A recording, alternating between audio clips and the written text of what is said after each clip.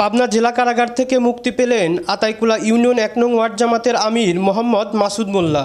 রবিবার ১৩ এপ্রিল বিকেলে পাবনা জেলা কারাগারের সামনে নেতাকর্মীদের পথচারণা ও ফুলের শুভেচ্ছা বিনিময়ের মধ্যে দিয়ে সৃষ্টি হয় আনন্দঘন পরিবেশ। এ সময় উপস্থিত ছিলেন আতাইকুলা ইউনিয়ন জামাতের আমির আকরাম মণ্ডল, যুব ও ক্রীড়া বিভাগের ওয়ার্ড জামাতের সভাপতি মোহাম্মদ সাব্বির হোসেন, আতাইকুলা ১ নং ওয়ার্ড জামাতের সহসভাপতি বাবু সর্দার। এছাড়াও উপস্থিত ছিলেন সাদ্দাফ, মুন্নাফ, আলাউদ্দিন, টটুল প্রমুখ। কারাগার থেকে মুক্তি পেয়ে জেলা জামাতের নায়েবে আমির প্রিন্সিপাল ইকবাল হোসেন ও আটঘরিয়া উপজেলার আমির মাওলানা জহুরুল ইসলামের সাথে সৌজন্য সাক্ষাৎ ও মিষ্টিমুখ করেন তিনি। মুক্তির পর সাংবাদিকদের প্রশ্নে মাসুদ মোল্লা বলেন, আতাইকুলা ইউনিয়ন চেয়ারম্যান শওকত আলী চাউল বন্টনে ওজনে কম দেওয়ার প্রতিবাদ করলে মিথ্যা মামলা দিয়ে তাকে কারাবরণ ও হয়রানি করায় আতাইকুলা ইউনিয়ন চেয়ারম্যান শওকত আলী। উনি আমাদের চেয়ারম্যান, সেই চেয়ারম্যান থাকাকালে উনি বিগত সময়ে যে চাউল দিতেন 10 টাকা কেজির, সেই চাউলের বস্তা ওজন 2 কেজি করে কম থাকতো। আবার যে বিজেপ কার্ড দিত সেখানে 10 কেজির নিয়ম কার্ডে লেখা থাকতো, কিন্তু সেখানে চাউল দিত 8.5 কেজি। কিন্তু আমি এই শওকত চেয়ারম্যানের বিরুদ্ধে অবস্থান নেওয়ার কারণে সে আমাকে সন্ত্রাসীদের সাথে একত্রবদ্ধ হইয়া আমার এলাকার কিছু তার দালাল আছে, আওয়ামী লীগের দালাল আছে। সারা বাংলাদেশে 5 তারিখের পরে আওয়ামী লীগ কোথাও নাই, কিন্তু আমাদের আতাইকুলা ইউনিয়নের পরিষদের সে চেয়ারম্যান কোন দল করে আমরা জানি না। জনগণ জানতে চায় আসলে সে কিসের দল করে।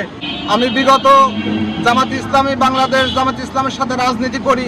আমি তখন দোকানে বসা অবস্থা আমি শুনতে পেলাম যে কুশুপাড়া মার্ডার হলো, কিন্তু সেই মিথ্যা মামলায় আমাকে মার্ডার কেসে ফাঁসানো হলো। আমি দীর্ঘ 17 মাস জেলখানায় থাকার পরে যেদিন বের হয়ে গেলাম, সেদিনও আমাকে আবার জেল গেট থেকে নিয়ে 2 দিন আটকে রেখে সন্ত্রাসী মামলা দিয়ে একটা চালান দিল। সে মামলাতে প্রায় আমি দীর্ঘ 6 মাস জেলের ভিতরে থাকি। তারপরে আবার যখন আমি আবার জামিন পেলাম, তখন আমাকে আবার যেতে দেওয়া হয় না। জামিন পাওয়ার পরেও আমাকে আবার আটকা দেওয়া হলো। তার কিছুদিন পরে আবার নির্বাচন হাসলো। আমার কসমেটিকের দোকান, মুদিখানার দোকান, আমার কেজি স্কুল কোচিং সেন্টার, সেখানে আমি ব্যবসা বাণিজ্য করি।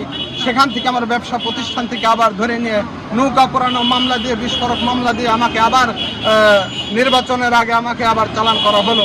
সেখানে কিছুদিন থাকার পরে আবার বের হয়ে গেলাম। আমি দুর্দিনের সময় রাজনীতি করেছি স্বচ্ছ, আমি কোনো মামলার সাথে জড়িত নয়, কোনো সন্ত্রাসী নয়।